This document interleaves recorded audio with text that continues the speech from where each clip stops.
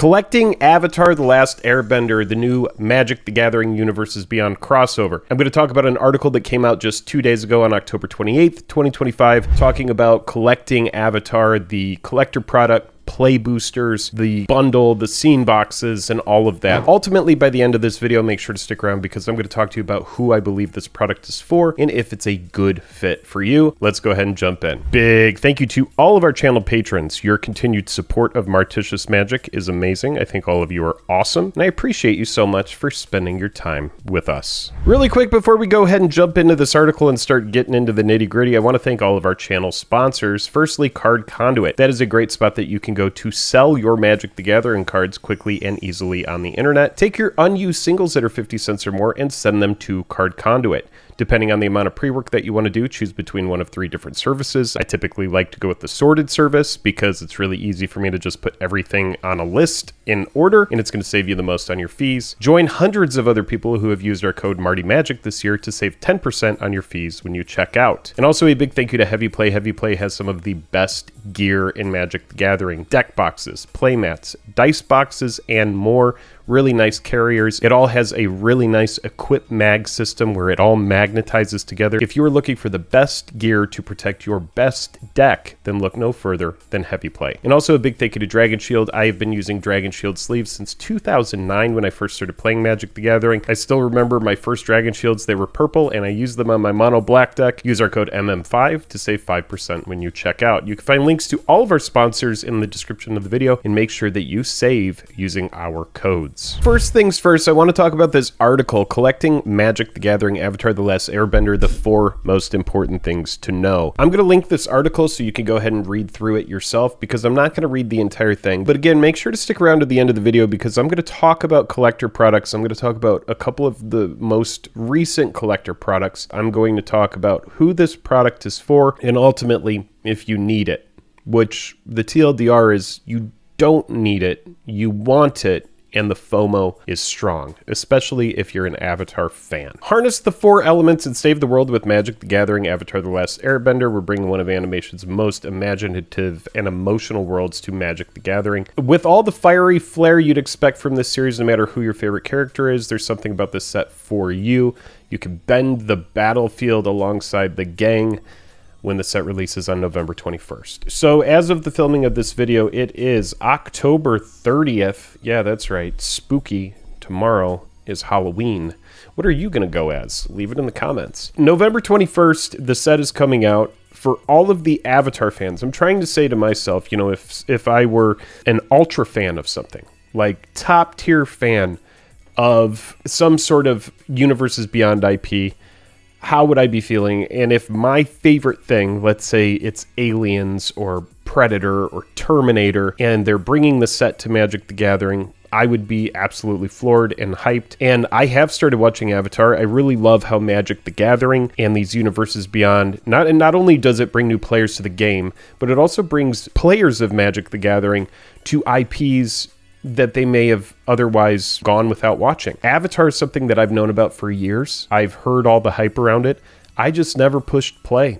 And now I've been watching it on Netflix. I think it's on Netflix, and like 10 episodes into the first season, I've been loving it. I can't wait to sit down and actually watch more of it. I think it fits thematically really nicely into Magic: The Gathering. You have earth bending, water bending, fire bending, all of these different bendings, the harnessing of elements. It really fits well into Magic: The Gathering's aesthetic. Kind of like how people talked about Lord of the Rings and how Lord of the Rings being akin to D&D, and so on D&D being owned by, you know, Hasbro, Wizards of the Coast, and all of it kind of being under one umbrella. You have IPs that really work, and then you have some IPs, for example, like Spider-Man, where you have Guy in a Chair, Bagel and Schmear, these kind of things that don't really fit very much into Magic, and that's where you get kind of like the disconnect. Some IPs work really well, and other people are just like, man, this could have been left out. But Avatar, I think, fits really well into Magic: The Gathering, so I just want to get that out of the way and give you my first initial impressions. Not only is this article going to talk about collector boxes, it's going to talk about play boxes, it's going to talk about the Commander bundle, it's going to talk about scene boxes, and I'm not going to delve deeply into all of those different things. But I'm sure some of you right now are looking at the price tag for Avatar collector boxes, and you're going, man, that's that's expensive. But is this going to do something like Final Fantasy did? Is it going to be $632 and then in a couple months these boxes are going to be, $1,200 to $1,400? I know $632 looks like a lot over here. We've had a significant drop from, $1,100 where 63 items were sold at $1,100. Those people right now probably kicking themselves around the 900 area. And now, as we saw with Spider-Man, a massive adjustment in price, and this is something I'll talk more about later, but you have a huge drop off now, and now anybody who bought Avatar at 1100 plus is probably like, what in God's name is going on? I thought if I was buying it at this price, it was going to do what Final Fantasy did, and I'm sure some of the people that bought at 1100 plus were just like massive enthusiasts who did not care what the price was. They just wanted to make sure that they got the product. And I'm sure a lot of the buying of this during the announcement has to do with the Final Fantasy hype, because you had Final Fantasy collector boxes that were going to the moon, and that drove a fervor of people just being like, oh, I gotta just get the collector boxes. They're all gonna go to the moon. And now we're seeing months later here at the end of October that is not the case. The FOMO has kind of died out, and a lot of people who bought at these insane prices are now kicking themselves as the prices kind of crashed down to what is more affordable. I'm not going to say that these are reasonable prices, $632, but it's definitely more affordable. Now, if I go eBay, price plus shipping lowest first, we're going to see a much bigger change in price here. You can see English here for $544. I shouldn't say it's a much bigger change in price. It's not that much different. It's the difference of, $632 or $650 after tax, and you're looking at, $550. So it's like a difference of $100, but still the prices on these boxes are very expensive. And don't be confused. Some of these are Japanese and others are English. We are still 3 weeks out from this set being released. This is an important time to remember for Magic the Gathering. This is peak FOMO here. When a set is about to come out, that's when it hits peak FOMO. When the set comes out, that's when the FOMO starts to subside. And after the set's been out like a couple weeks, that's when the FOMO really starts to stave off. And at that point, you have people that are anticipating the next big thing. So right now, just like Spider-Man was the big thing, and before that, Edge of Eternities was the big thing, and before that, Final Fantasy was the big thing. All of these things that are the big thing, they get their 15 minutes of fame in Magic the Gathering, and then poof, they move on. And I'm not saying that Avatar fans are going to suddenly stop caring about this product after a couple weeks. It's not going to be like that. I'm just talking about the cycle and the conditioning that people are used to when it comes to Magic the Gathering products. I should have said this at the beginning of the video. If you're new, welcome. If you've been here forever and this isn't your first video that you're watching over here, welcome back. So anyway, I want to get some of that out of the way. Since we are talking about collector boxes, I think it's important to establish the price of those boxes, because I'm sure some of you right now are wondering, should I buy a Nintendo Switch 2? Should I buy the Xbox in anticipation of the new Grand Theft Auto game? Well, what do you have $500+ to spend on? If you're the person here who's just got cash burning a hole in their pocket and you're just an Avatar fan, this video probably isn't for you. You just want the flashy Avatar cards and you're going to end up buying it anyway. If you're a super fan, you've been saving up for this, then by all means buy the collector box. I think that that's awesome. But for most players, especially if you are here and you're like, I want the Avatar cards, but I don't want to overpay for them, or especially if you're a Magic the Gathering fan who's just like, I want the Avatar cards because they're going to be standard legal and I need them, well, then you don't need the collector box, because there's nothing that appears in the collector box mechanically that you can't find in either a play booster box or a jumpstart box for a much more reasonable price. The collector box is for whales. Just like when you see somebody press a slot machine for $550 a spin or like $1,200 a spin, if money is not an issue to them, then they have the money to spend on absolutely ridiculous things. And this should be seen as like a very expensive lottery ticket, the collector boxes. I've said a lot, but let's go ahead and go through this article so that you can kind of understand how this works. And if you're new here, then these articles that come out with each set are going to be really, really important for you as a collector. If you especially want to be informed on how you're spending your money, this article will give you a good idea of how that works. Enter the Avatar state with the raised foil Avatar Aang card. So just like the Soul Stone in Spider-Man, This is your Chase Headliner card. It is a raised foil Avatar Aang. I don't know how many of these there are in existence. I will make a guess that there are probably, 100 of them. I think it's probably going to be as rare as a serialized card, but it's not serialized. So the Chocobos that came out in Final Fantasy, there are 77 of them. We've seen them sell for absolutely outrageous prices, just like the Soul Stone that has sold for it was a best offer, but it sold for like $60,000. I expect this card to be very, very, very expensive. This is the Headliner. There are not a lot of them that are going to exist. So this is like the equivalent of pulling the Soul Stone. This is like the equivalent of pulling a Golden Chocobo. It doesn't have a finite amount marked on it like the serialized cards do, but this is your do-all, end-all, the big card. If you pull this, it's going to be thousands and thousands and thousands of dollars. I wouldn't be surprised if it sells for more than 10 or even 20 grand, just like the Soul Stone from Spider-Man has done. In this article, it's also important because it tells you where everything is. This is only available in the Collector Boosters and the Commander Bundle. The reason it's available in the Commander Bundle is because the Commander Bundle comes with one Collector Booster pack. That is where you can find this card. That is the only spot that you can find this card. Now, I said 100 of these, but that is speculation. I have no idea how many of these exist because, again, they're not serialized. But you can only find that in Collector Boosters. So when I said earlier, there's nothing in the Collector Booster box that is mechanically unique. You can find this Avatar Aang in different treatments that do exactly what this does, but this is just the spicy version, the spiciest version. In addition to that, we have other stuff that's extremely rare. You have the collector characters on Battle Pose cards. These, again, only available in Collector Boosters, and it says the Commander Bundle, but remember the Commander Bundle comes with a collector pack. So you're not just going to find these randomly in packs in the Commander Bundle. You have to get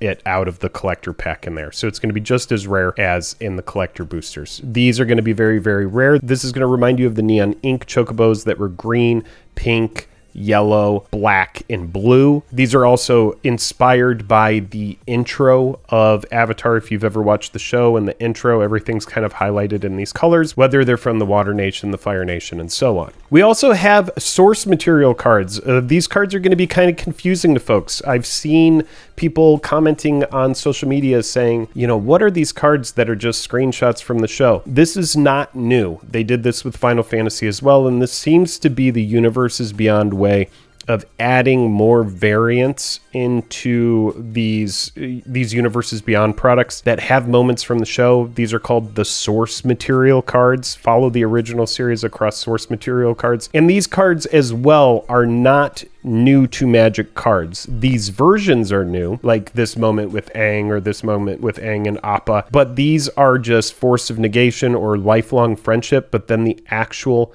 Magic the Gathering card is underneath there. It's called Eladamri's Call. Force of Negation has been printed a lot. Eladamri's Call has been printed a lot, but they are just reskinning these cards to have Avatar moments on them. Now, these you could see are available in Play Boosters, Collector Boosters, Scene Boxes. The Collector Boosters, these are going to appear much more often than you're going to find them in the Play Boosters, but they do exist in the base product. I'm just giving you the Cliff Notes version of this article. I do encourage you to read all of it yourself. We also have these epic scene cards. These kind of have like this almost like charcoal kind of look to them. These like black and white. These look really nice. I think it's a nice variant, but these are like scene cards that you could kind of put all of them together. They kind of form like a unified look. These also available Play Boosters, Collector Boosters, and Scene Boxes. Relive the excitement for book 1, 2, and 3 from Avatar with scene cards. We've recreated the climax of each book across 3 different collections of scene cards. Book 1 is a 4-card scene, book 2 is a 6-card scene, book 3 is a massive 9-card scene. That's befitting of the series final, which means that if you have all 9 of those, you put them together, they form like one scene. It's like a unified kind of thing. You see how these cards are borderless? That's what's going on there. Now you have 2 symbols here. This is a set symbol for the Last Airbender expansion symbol. This is going to be stuff that is standard legal. Standard legal means in the rotation of standard play, which standard is a format in Magic, these cards with this symbol are going to be legal in standard, and cards with this symbol here means that it's the eternal legal set code. So if it has this symbol, that means it's not legal in standard. So that's going to be our cards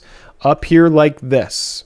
even though these don't have the set code on them, these aren't automatically going to be legal in standard like these are. You could see like this set symbol here is the symbol we're talking about here. So the TLE expansion symbol, this is going to be like our jumpstart stuff. This is going to be like our source material cards. They're Commander, Legacy, and Vintage legal sets. Individual cards are also legal where already available in other formats.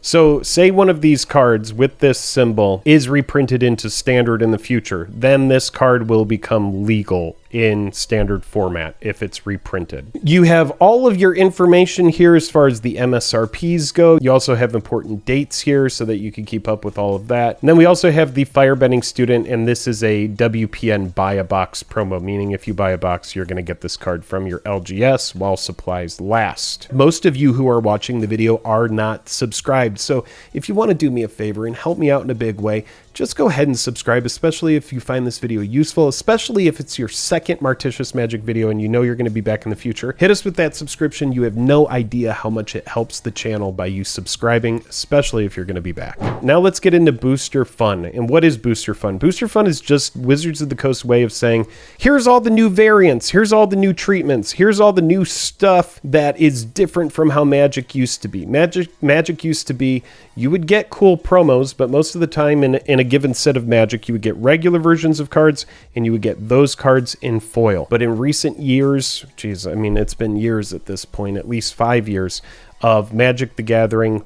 I've been here since the beginning when we got Throne of Eldraine collector boxes, and we got all of the variants in there, and then variants and foil treatments, and so much more has come since we went into the Booster Fun era.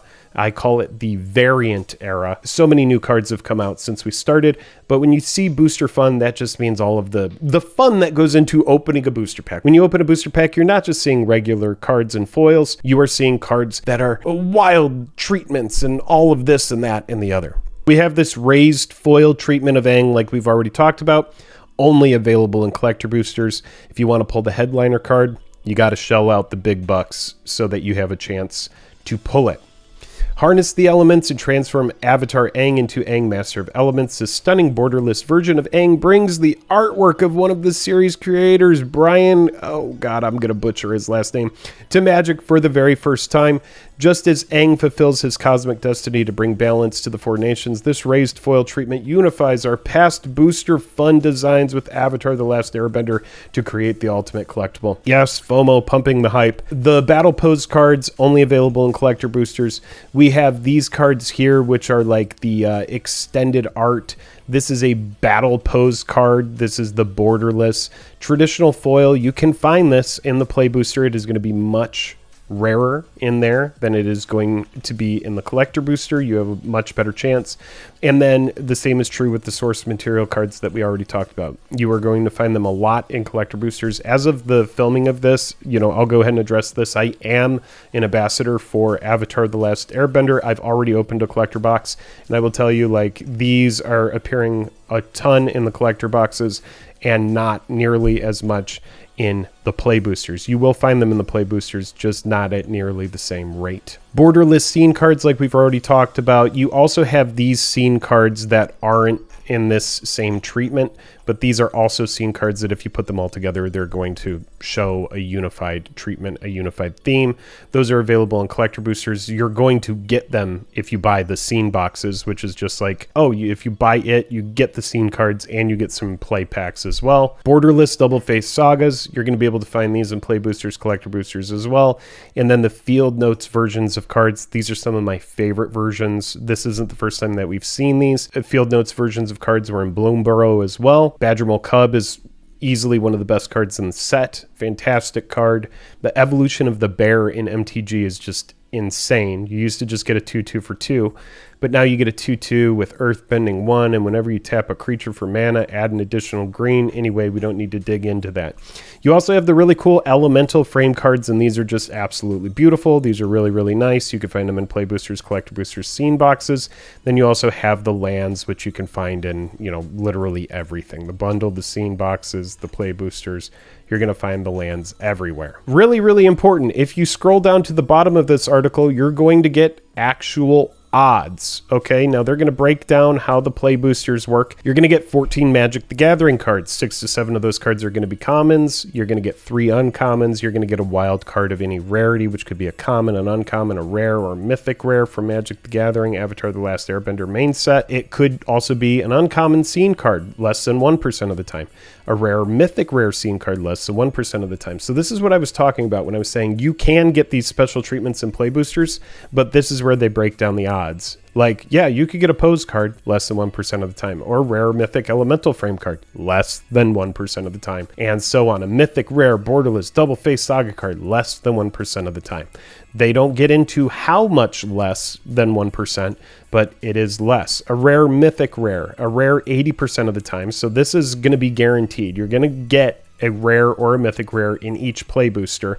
80% of the time it's a rare. 12.6% of the time it's a mythic rare, a rare or mythic rare scene card, a rare or mythic rare field notes card. Percentages get pretty abysmal after that. So if you're opening play boosters, expect to open base copies of cards, but rarely you will find some of the cool stuff that also exists in the collector box. So if you open a field notes version of a card, well, congratulations, you opened a very, very rare thing to find in a play booster pack. You're also going to find a traditional foil card in every play pack. God, I remember when they announced Masters sets years ago, and they were announcing that a foil was going to be in every pack. That was such a big deal, but now that is run-of-the-mill news. Every single play pack comes with a foil in it these days. It's been like that for years at this point, and you can see all of the odds of finding those foils. You're also going to find a land card. Now, in the collector boosters, this is where you get into, the nitty-gritty on all of the spicy stuff. The collector booster is the best, most expensive premier way that you can engage with Universes Beyond Avatar. This is the product if you want to find the most rare items, the most expensive variant. If you want to find the headliner card worth thousands and thousands and thousands of dollars, you're going to find it in this pack here. You're going to get 15 cards. 3 of them are going to be traditional foil commons, so they dial back the commons a lot. You're also going to get 3 foil uncommons. You're also going to get 2 traditional foil TLE commons, which means that these are for the extended version of Magic. These are not going to be legal in standard play. They're going to be legal in Commander, Legacy, and Vintage. There are 22 commons from the Jumpstart product that can be found in these slots. Jumpstart is a different box of cards that is made to help players get into the game. The way Jumpstart works is you take up 2 packs of Jumpstart, you open them up, you put those cards together, you shuffle them, and you've got a deck. Jumpstart is, simply put, it is a way to jumpstart people into understanding Magic. You just smash the 2 decks together, the 2 packs, then you have a deck, and you're able to play against somebody who did the same thing. For 4 Jumpstart packs, you can play a game of Magic with a friend. You open 2, they open 2, you mix the packs together, and now you're playing Jumpstart. The Jumpstart cards do appear in the collector boosters, and because there is no Commander product, there are no Commander decks that come with this, I will say after opening, they relied heavily on the Jumpstart cards, and you will find a lot of Jumpstart cards in your collector box. 1 traditional foil TLE or booster fun uncommon. There are 4 scene cards, 8% from the main set. There are 32 uncommons from Jumpstart that can be found in these slots. So in these 2 slots, you're going to be finding a lot of like Jumpstart stuff. There are 14 uncommons from the beginner box that can be found in these slots. Then there's 1 traditional foil full art Appa, 50%, or Avatar's Journey, 50% basic land. 1 traditional foil rare or mythic rare. So this slot is always going to be a basic land. It's either going to be a traditional foil full art Appa 50% of the time or Avatar's Journey 50% of the time. One or the other. Then in the next slot, 1 traditional foil rare or mythic rare. There are 60 rares 85% of the time and 20 mythic rares 14.3% of the time from the main set, which means that slot will always be a rare or mythic rare from the main set. Essentially 14% of the time it'll be mythic. Most of the time it's going to be a rare. Then you get into the next slot. So after you get past the basic land when you're opening your pack, that is where you get to the good stuff. So you got your commons, your uncommons. Once you get to that basic land, then you're into the moments where you can actually pull really good stuff. Then you have a traditional foil TLE rare or mythic rare. There are 32 rares, 37% of the time, 11 mythic rares, 6.4% of the time from the jumpstart product that can be found in these slots. So again, lots of jumpstart is going to be opened in the collector products. That's going to be the only spot where you can find foil jumpstart cards as well. You're not going to be finding foils in regular jumpstart packs. There are 10 rares, 11.5% of the time from the beginner box that can be found in these slots. And then also extended art versions of 28 rares. So 32.4% of the time, and 11 mythic rares, 12.7% of the time from the jumpstart product can be found in these slots. Lots of jumpstart. Then after that, you are getting to one non-foil booster fun, rare, or mythic. Okay? And it breaks all of this down. I don't need to go through and read all of it to you. I suggest you read through this article. After you get through that slot, you have one non-foil, 75% or traditional foil, 25% source material cards. So those cards that we were talking about at the top, stuff like this. These are the kind of things when it says source material, you're either going to find these in non-foil most of the time, or sometimes you're going to find them in foil. Get a foil Force of Negation. That's going to be a really nice pull. And then after the source material card, this is your big slot. This is like the slot where you could find the headliner, right? One foil booster fun, rare or mythic rare. So there will always be a rare or mythic in the last slot of the pack.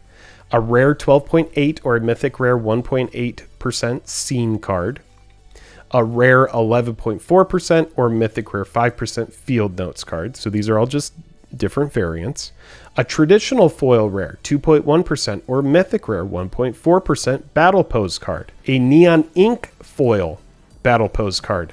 Those neon ink foils, that's going to be stuff like this. Extremely, extremely, extremely rare. Less than 1% of the time. Or it could be a rare 90.2% or a mythic rare 1.8% of the elemental frame. Elemental frame is this. It actually has the element fire, element water. It has really cool patterns around it. I really like the elemental frame. I think it's very nice. Or you could find a mythic rare double face saga card 3.6% of the time, or an extended art version of 28 rares. Okay, so extended art, it's like instead of having the border that goes down the sides here, the art just extends, but you could see that it kind of like fades. There's like almost like a gradient here. This is the regular border of the card that we're used to. The extended art just goes over the side. So it's going to be like any other card except the art is extended. So that's going to be 39.9% of the time, or there's also going to be a mythic rare less than 1% of the time from the main set that could appear in extended. If you do get lucky enough to pull an extended mythic rare, that's pretty rare because that's less than 1% of the time. And then the big less than 1% of the time, let's say,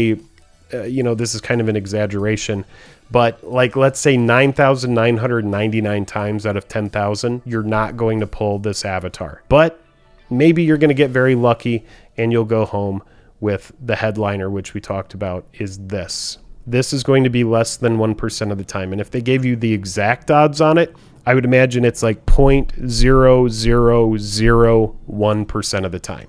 It is an astronomically low chance that you're going to pull this special raised foil Aang. There's also Jumpstart, which I've already talked about.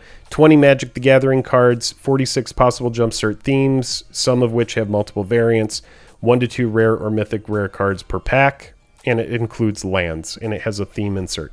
Jumpstart, like I said, this is a beginner product, but it does have cards that are exclusive to it that are not in the main set. So if you want to get the full scope of Avatar, you need to buy Jumpstart as well, or at least buy those singles and pick up the cards that you're interested in out of this product, because this product does have mechanically unique cards. They do appear in the collector boosters, but they don't appear in the regular play packs. Then you have the bundle. The bundle is something that comes out with every single Magic the Gathering set. It has a exclusive card that comes in it that's going to be a guaranteed card. For this one, it's Momo Friendly Flyer. It's going to have a specific art that is exclusive to the bundle. The bundle comes with, I believe, 9 play boosters. It comes with a big oversized die, a nice box to carry your stuff in, and so on. Well, here it is. 9 Magic the Gathering Avatar play boosters, 15 traditional foil basic lands. So you're getting some of the lands that are in full art. And then you're also going to get 15 non-foil basic lands. You get 2 reference cards, a traditional foil promo card that's the Momo, and an oversized spin down life counter, which is also nice. And then you have the Commander bundle. Now this is going to be a little bit more expensive because it has a collector pack in it, but it also has 9 Magic the Gathering Avatar play boosters, 1 collector booster, 5 non-foil promo cards, 15 traditional foil basic lands, 15 non-foil basic lands. It has a click wheel, which is a really nice life counter that you can use. Please note that the Commander's bundle only contains Appa basic lands. It does not include Avatar's Journey basic lands as described on the packaging. Boosters found inside the product can still contain Avatar's Journey basic lands. And then you have your scene boxes, which have predetermined scenes in them.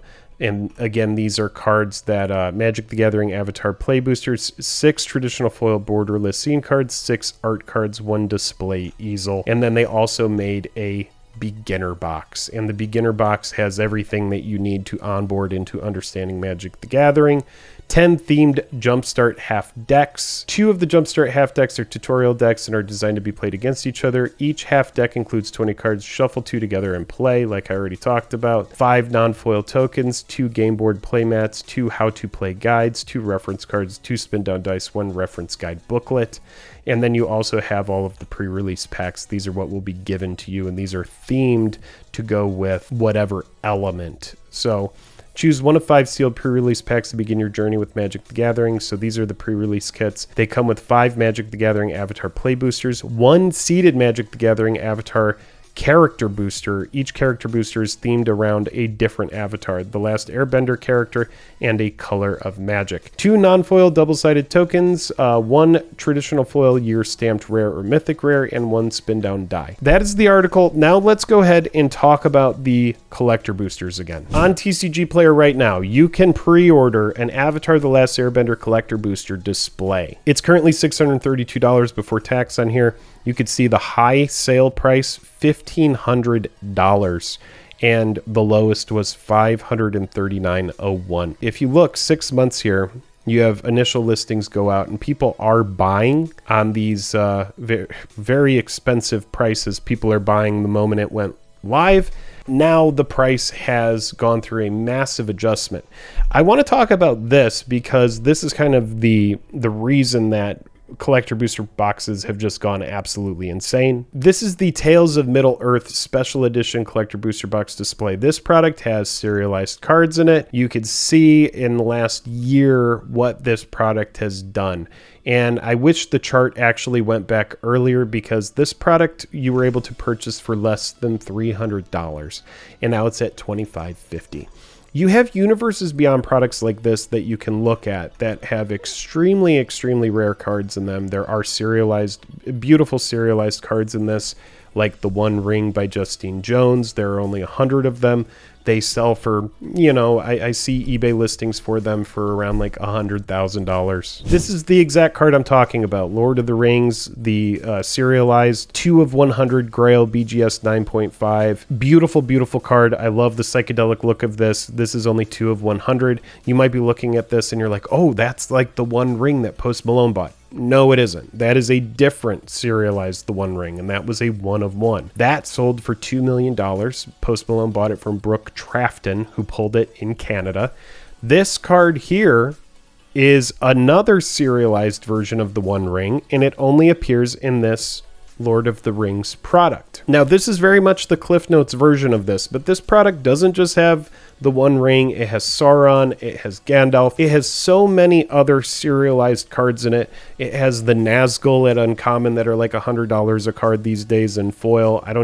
It has just tons and tons and tons of variants. But if you open this, if you have this box, right, and you open it and you don't pull a serialized card, you will 100% be in the red. It is almost impossible to make this money back when you open one of these boxes and you don't pull a serialized card. In fact, I would wager it is impossible.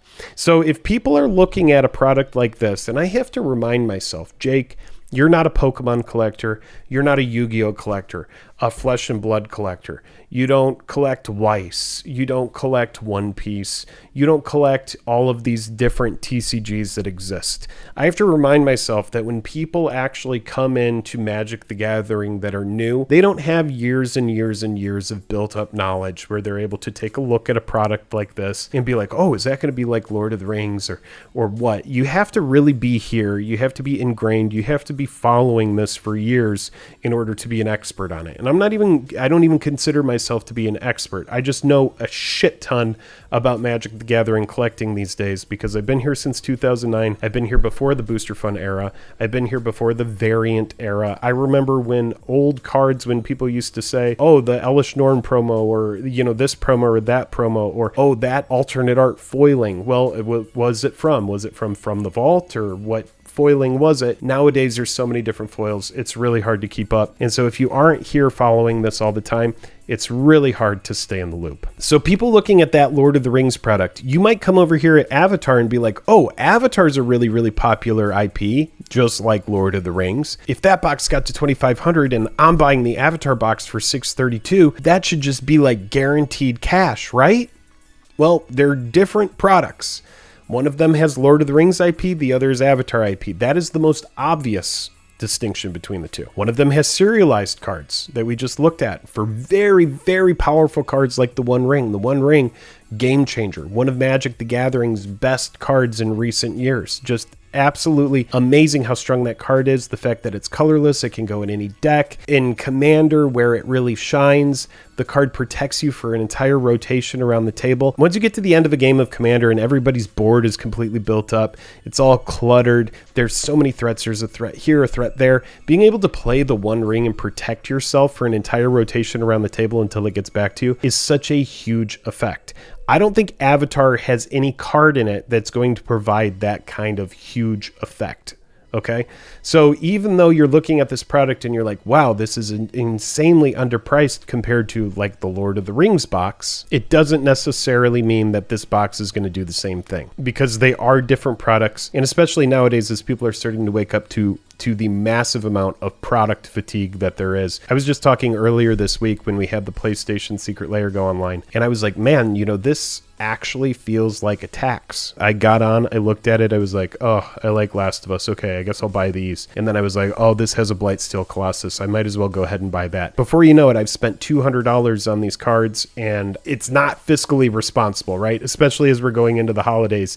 It's like, do I really need to be buying every Secret Lair product? Now, that's on me. You can leave that in the comments and be like, well, Jake, no one's forcing you to buy those. Correct. No one's forcing anyone to buy any of this. But we are on such an accelerated release schedule where we are constantly feeling like we need to buy everything that comes out, or else we're going to be left out. And then what ends up happening is we're on to the next one. So the boxes these days, they aren't experiencing the insane gains as rapidly as they have in the past. Here's like the Fallout collector display, and you can see the same thing. If you look at the yearly chart on this, you have Fallout that's just gone absolutely crazy. The lowest price you can find one for now, and that's Japanese, Chinese. Here we go. Here's English. So like, it's going to be like more than $1,300 after tax. If you were buying Fallout boxes for $400, you'd be pretty happy about that, right? Here's the OG Lord of the Rings collector display. This is where you can find the Elvish, Dwarven, and Human soul rings. People were saying once Post Malone got the One Ring out of this, they were like, well, those boxes are going to tank. And well, it's years ago now that Post Malone got the One Ring, and the box is not tanked. It has gone up. And those aren't the only products that have gone up either. You could see regular Magic the Gathering sets have very, very popular foils, very popular treatments that have gone up. There's nothing Universes Beyond about Bloomborough, but these boxes have gone up drastically from when they first came out. Here's Wilds of Eldraine collector booster display. It has confetti foils for stuff like Rhystic Study and stuff like Smothering Tithe. And if you look here, these boxes are nearly $1,000, and this is just strictly a Magic the Gathering IP. But back to Universes Beyond. Here's Final Fantasy, set that came out earlier this year. We can look at the yearly chart and look at what Final Fantasy did. It debuted. I remember some of these boxes people were able to get under 600. I remember when it first came out, there were very few of these, and they were listed at maybe high 400s or 500. I remember the boxes very quickly got to 600, and then right at MagicCon Vegas, they doubled in price. So anybody looking at Universes Beyond products earlier this year, stuff like Final Fantasy, you're looking at $600 boxes that double in price and go to $1,200. If you look at Avatar and you say, okay, Avatar's $600, is it going to do what Final Fantasy does? If someone said to you definitively, and they said it is a fact, every Avatar box that comes out is going to end up going to $1,200 for the collector box. If you knew that you could just load in at 600s and it was just a matter of time, right? You would just dump all of your cash into Avatar. These boxes are guaranteed to go up. I think that folks who went heavy into Spider-Man, because Spider-Man was the Universes Beyond set that came out after Final Fantasy, thinking it would do the same thing. A lot of those folks were taken for a ride, because looking at this chart, you have Spider-Man boxes that get nearly 1,000. Spider-Man comes out, it debuts, people buy some of it. Then you get a big jump in price. You have a lot of people saying, hey, you know, Spider-Man's going to be like Final Fantasy. This is just like load in, load the boat. These boxes are going to 1,200, but look at what happened. They get up here, the set comes out, and it's a very, very different tune, right? The boxes have absolutely tanked. And now these boxes are cheaper than when the set debuted, or when the set was first, you know, kind of like spoiled. Hey, Spider-Man collectors are coming out. The first listings went up when people were buying them. You have a massive, massive surge in price. Set comes out and now it has absolutely tanked. And so I think there's a lot to learn here, because I know people who bought Spider-Man around $800 or $900 a box. And there is no serialized card in this. There's a Soul Stone that's worth thousands and thousands and thousands of dollars. These are completed listings for the Cosmic Soul Stone that came out of Spider-Man. Very, very, very expensive card for a non-serialized card. The fact that people are paying 20 grand for a card that came out in 2025, September 2025. I mean, I got to give it to Wizards of the Coast. I mean, if you got people that are actually buying this kind of stuff at these insane prices in 2025 as it comes out, the FOMO is there. But even though Spider-Man has a Cosmic Soul Stone that's worth $20,000, this is the chart. This is what we're seeing. So there's a $20,000 lottery ticket in there or more, however much you want to say. You know, if it comes back graded like a 9.5 or a 10, sure, maybe it's worth like 30 or 40 grand or God knows how much. But the prices on Spider-Man have gone through a major adjustment. And I would have to guess that that's going on with Avatar as well, because we see Avatar get up to around 1,100, and then we have some pretty serious bearishness, and then a massive, massive fallout. Now, there are people buying at these prices here, but I do think people learned from Spider-Man, and I think people learned that just because you have sets like Lord of the Rings in the past, or just because you had a set like Final Fantasy that kind of defied all odds and had boxes that come out and went from 600 to 1,200 in what really felt like overnight. I mean, it took like a couple weeks, but it really did feel like an overnight kind of phenomenon. Like Final Fantasy just blew up. You have the serialized chocobos, iconic characters. There obviously is a ton of fans behind Final Fantasy, and I'm not saying there aren't fans behind Spider-Man or fans behind Airbender. The big difference between Spider-Man and Airbender is Spider-Man thematically doesn't really feel like a Magic the Gathering property, where Avatar does feel like it fits into kind of like the lore and aesthetic of Magic. You know, you have these elemental kind of casting of spells and harnessing of elements that really, really fits with Magic. Whereas Spider-Man, you have Guy in a chair and Bagel and Schmear, and every single card is called Spider-Man, and you're swinging through, you know, New York, and there's a hot dog cart. You know, that doesn't exactly feel like Magic. All of that being said, I just kind of wanted to catch you up on how my brain works when I look at a product like this, taking into account all of the past Magic the Gathering knowledge, or I guess you could call it knowledge, you could call it bloat, you could call it freaking cookies that are stuck in my brain from years of studying Magic, all of the downloadable files that I just can't clear out of my cache. All of that kind of stuff to say, this is the moment of the video that you've been waiting for. Who is this product for? This product here specifically. If you just want the mechanically unique cards, if you just want to collect the cards from the set, you don't care about how they look, you just want playable cards, buy the play box, buy the jumpstart box, or just buy singles. Wait for this set to come out, wait for it to be a couple weeks. If you don't care about all the flashy variants, you're going to be able to buy tons of this stuff at bottom of the barrel prices, way cheaper than what you're seeing on the secondary market right now. But buy this product if you want it. Buy this product if you understand it's a lottery ticket.